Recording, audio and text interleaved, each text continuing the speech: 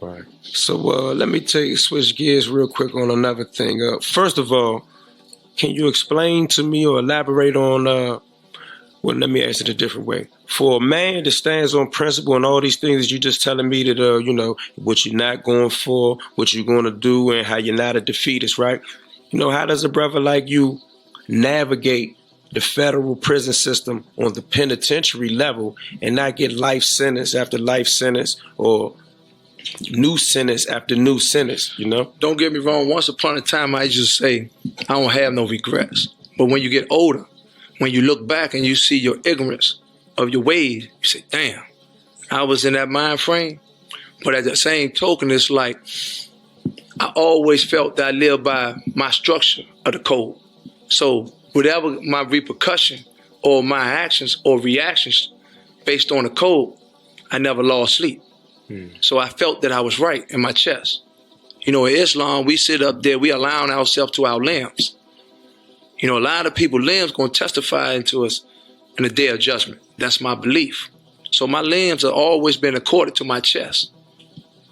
Can you walk me through, not necessarily, incident for incident, but location for location and graduation to graduation of your 30 years? Like, where did you start and where did you go?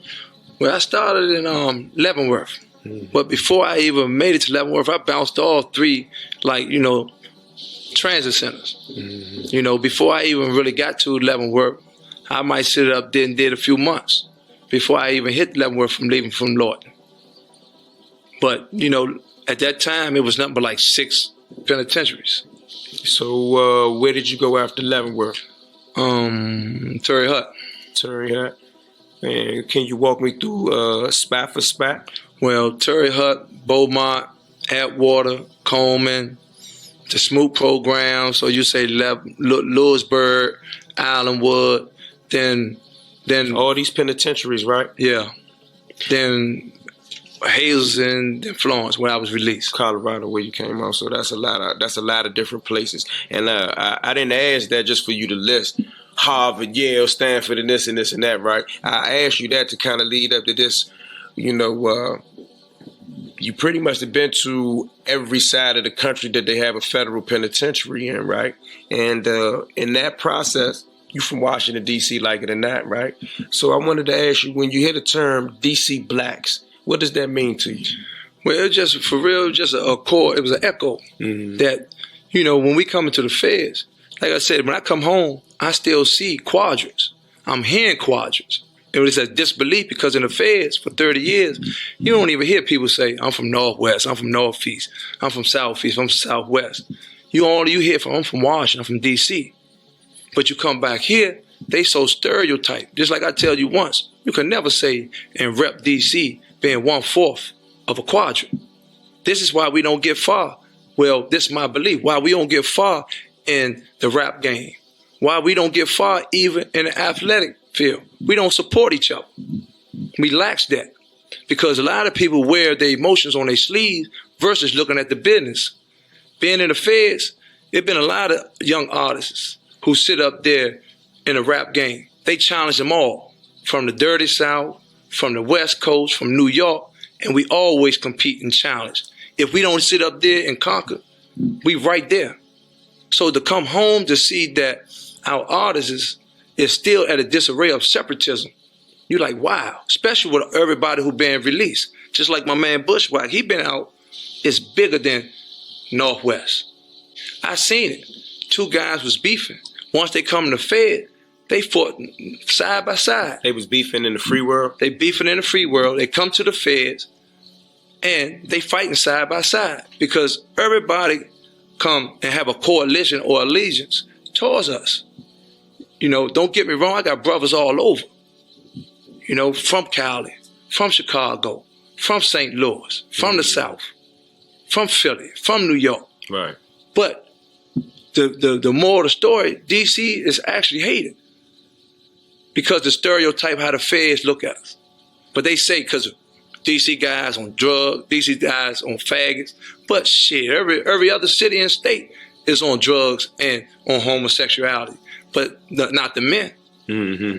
From either. from all over, not the men. Right. So you got to understand, it's like I say over and over, nobody bigger than the code. So it's like a lot of times we could sit here and we could talk over and over, but when the code is involved, because you ask anybody, oh, are you loyal? Everybody gonna say they loyal. Mm-hmm. Everybody gonna say they're obliged by the code. Everybody say death before dishonor. But trust me, I seen a lot of people when death faced them, they dishonor every motherfucking thing they stood on. Yeah. And I witnessed that. But you see these same dudes come out here, these youth sit up there with these so-called programs.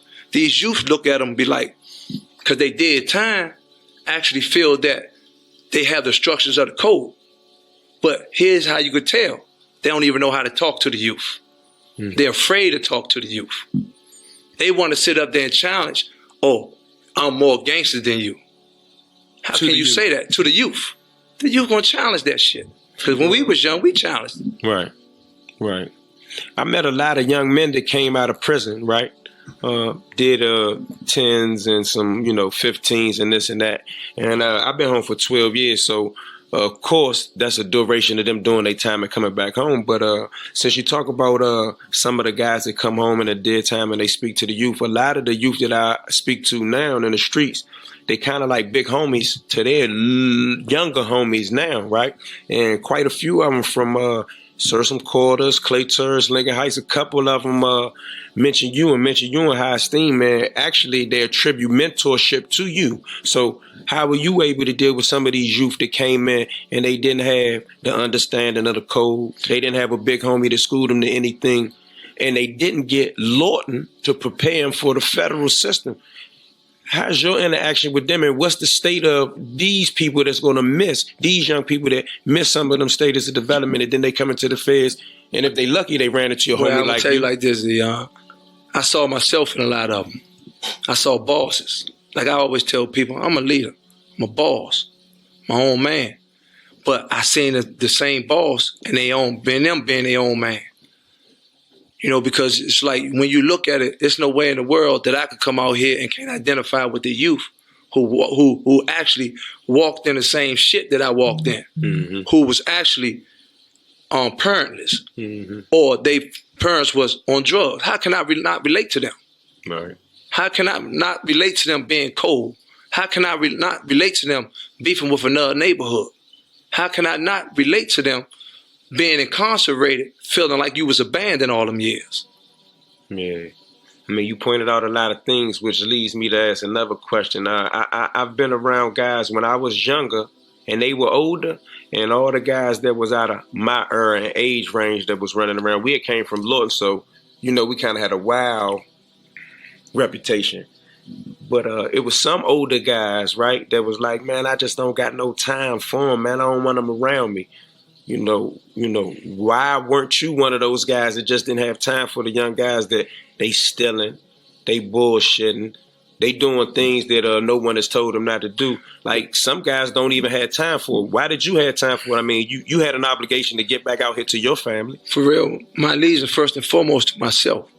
When I was young, I promised myself I wouldn't be like them you just spoke on. You seen that? I seen that myself. So you got to look at it, it's like, I sit up there, I had a thirst. I sit up there, wanted a big brother. I wanted somebody to snatch me up, to tell me and give me direction, but I didn't have it. Like I say, my father was incarcerated. My mom sit up there was on drugs. My uncles and them was on drugs. So the streets had to become my surrogate parent. Right. So my whole thing is when you look at it, when you look at the whole thing, I was going to never become that, because the worst thing from my sight is being a hypocrite. So when me coming home and calling myself want to challenge these youth, or not seeing they struggle, not seeing they pain, and a certain absence, I'm gonna be a hypocrite. I can never be that. I'd rather die.